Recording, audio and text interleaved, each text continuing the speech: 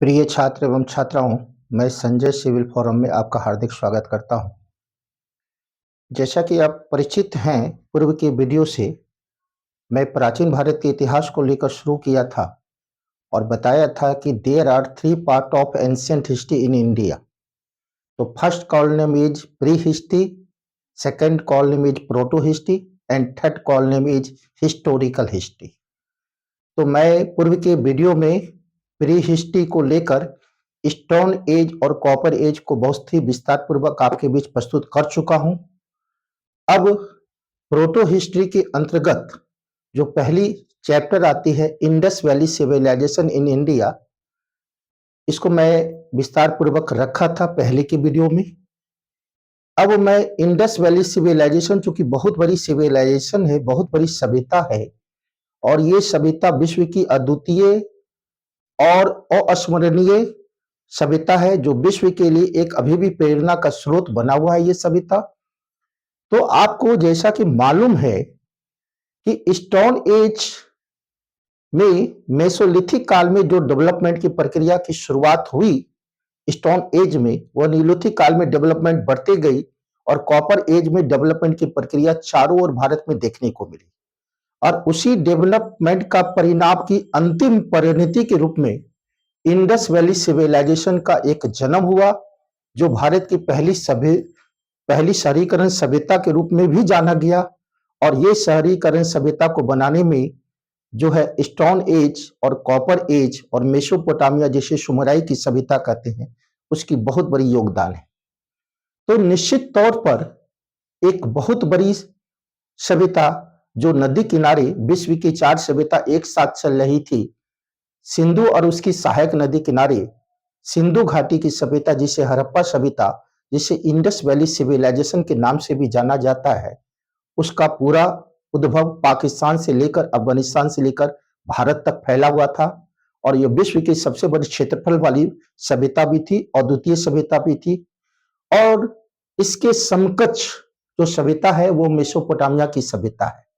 वो भी काफी डेवलपमेंट सभ्यता थी, जिसे सुमेराई और बेबीलोन की सभ्यता भी कहते हैं, जो दजला फरात नदी किनारे व्यवस्थित थी। और सिंधु घाटी सभ्यता इंडस वैली सिविलाइजेशन का 98% कनेक्शन इसी सुमेराई सभ्यता मेसोपोटामिया की सभ्यता से था। और उससे बहुत सारा चीज, सुमेराई सभ्यता और मेसोपोटामिया की सभ्यता से बहुत सारा चीज देखने को मिला इंडस वैली सिविलाइजेशन। तो मैं इंडस वैली सिविलाइजेशन का जो पार्ट 1 का जो चैप्टर मैं आपको पढ़ा चुका हूं, वो उसकी चारों ओर नॉर्थ ईस्ट और साउथ वेस्ट, ये सभी चारों दिशा की चौहद्दी को बता चुका हूं पूर्व के वीडियो में। कितना क्षेत्रफल है, कहां कहां कोई जगह है। अब इस सभ्यता चूंकि डेवलप हो गया, गांव से शहर की ओर लोग भागे और शहर को डेवलप कर लिया। गांव इतना डेवलप हो गया कि वो डेवलपमेंट के बाद सीधे शहर की ओर भागे और वो शहर को व्यवस्थित किया। इसलिए यह शहरीकरण व्यवस्था है। और यह शहरीकरण व्यवस्था, जिसे कास्योगिन सभ्यता भी कहते हैं और प्रोटो हिस्ट्री आदि इतिहास भी कहते हैं, इसमें कई बड़े शहर का उद्भव हुआ, बड़े शहर और छोटे शहर, उसमें कई महानगर शहर भी हैं, जो आज के वीडियो में आपको प्रोटो हिस्ट्री के अंतर्गत इंडस वैली सिविलाइजेशन में आपको विस्तार पूर्वक पढ़ाने जा रहा हूं। और इसका भी कई खंड वीडियो में बनेगा। आप ध्यान पूर्वक इस वीडियो को पढ़िए और देखते रहिएगा। इससे आपको बहुत ही फायदा मिलने जा रहा है भारत के तमाम पीसीएस के छात्रों को। अब मैं बताया इंडस वैली सिविलाइजेशन, तो इंडस वैली सिविलाइजेशन जिसे प्रोटो हिस्ट्री कहते हैं, क्या कहते हैं फ्रेंड? एंशिएंट हिस्ट्री का जो दूसरा पार्ट है वो प्रोटो हिस्ट्री है, आदि इतिहास है। और उसमें पढ़ना है इंडस वैली सिविलाइजेशन, जिसकी सर्वमान्य का रेडियो कार्बन पद्धति के अनुसार 2300 बीसी से 1750 बीसी इसकी कार्बन डेट के अनुसार इसकी तिथि है। तो मैं आज ये दूसरे पार्ट में, पार्ट 2 में यह बताने जा रहा हूं कि सिंधु सभ्यता के कौन कौन महानगर थे और नगर थे। यह वीडियो कई खंड में बनेगा। तो पहला नगर है हड़प्पा, ये महानगर है। दूसरा है मोहनजोदड़ो। तीसरा इसके मोहनजोदड़ो से 130 किलोमीटर की दूरी पर है चंदहुदुरो। इसके बाद है कालीबंगा जो राजस्थान में है। इसके बाद है लोथल जो गुजरात में है।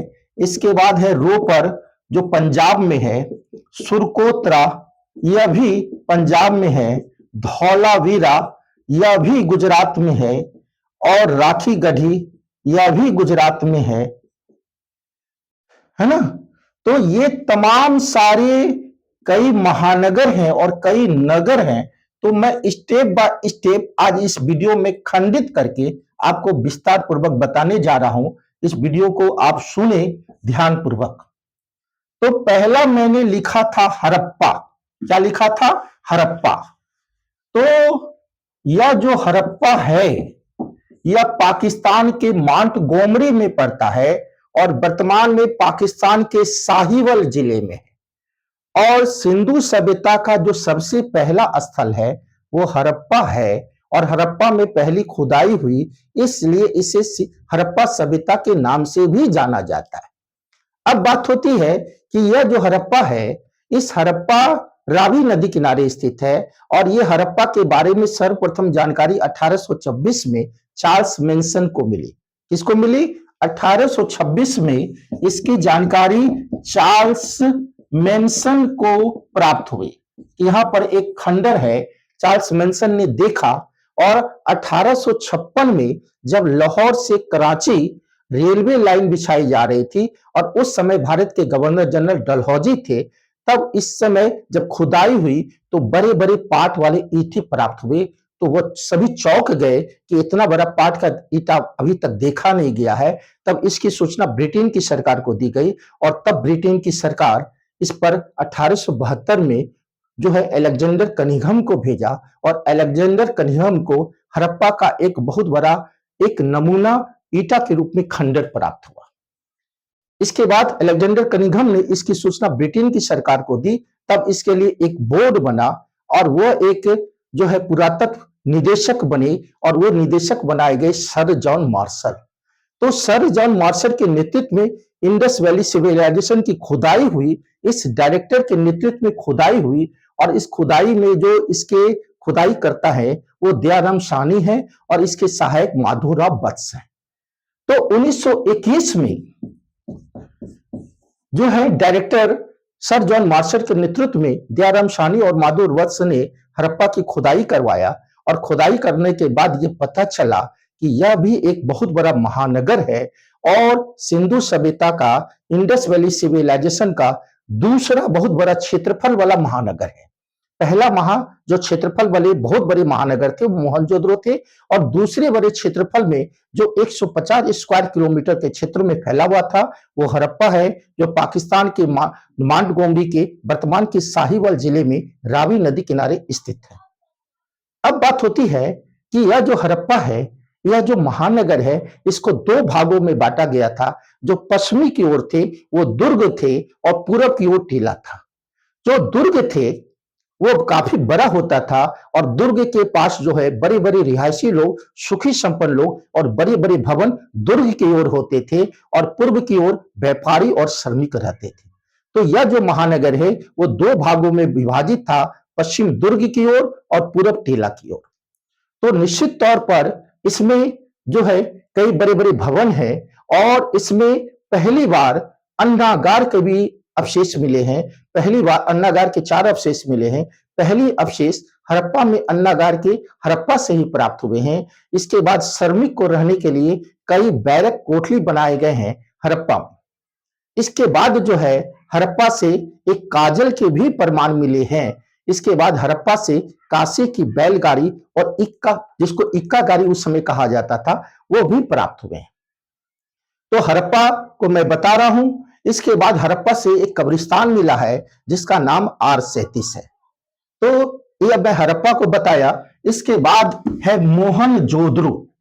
इसके बाद है मोहनजोदड़ो और यह मोहनजोदड़ो पाकिस्तान के लरकाना जिले में जो है सिंधु नदी किनारे फैले थे और यह जो है इंडस वैली सिविलाइजेशन का पूर्व का भारत का सबसे बड़ा महानगर माना जाता है और सबसे क्षेत्रफल वाला जगह भी मोहनजोदड़ो को माना जाता है, जो पाकिस्तान के लरकानी जिले में पड़ते हैं और सिंधु नदी किनारे हैं। और इसकी खुदाई 1922 में डायरेक्टर मार्शल के नेतृत्व में राखाल दास बनर्जी ने किया था और इसमें भी पश्चिम में दुर्ग है और पूर्व में टीला है। और यह 250 स्क्वायर किलोमीटर में क्षेत्रफल की दृष्टि से सबसे बड़ा इंडस वैली सिविलाइजेशन का सबसे बड़ा महानगर है मोहनजोदड़ो। और मोहनजोदड़ो का अर्थ होता है मृतकों का टीला, और इसे सिंध का बाग भी कहा जाता है। इससे पश्चिम की ओर जो दुर्ग टीला है, जो बड़े बड़े रिहायशी भवन है, उसमें स्फूट टीला के भी प्राप्त हुए हैं। अब मोहनजोदड़ो की जो सबसे बड़ी इमारत है उसका नाम अन्नागार है। इसके बाद उसकी दूसरी सबसे बड़ी जो इमारत है वो अस्नागार है।